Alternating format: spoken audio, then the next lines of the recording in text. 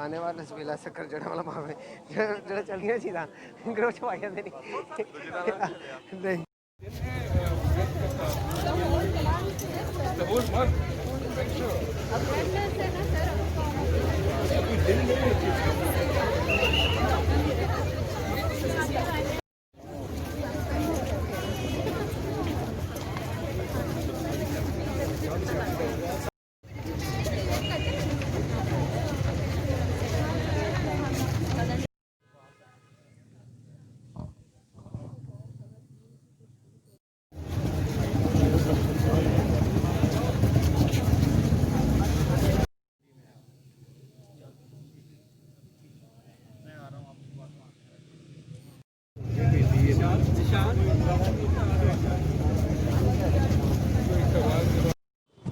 यार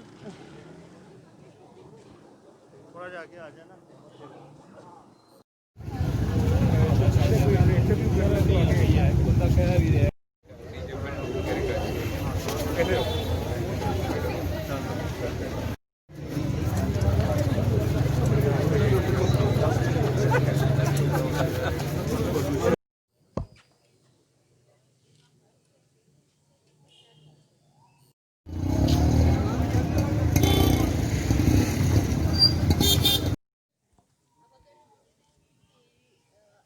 दस 40 हो गए सर हाँ जी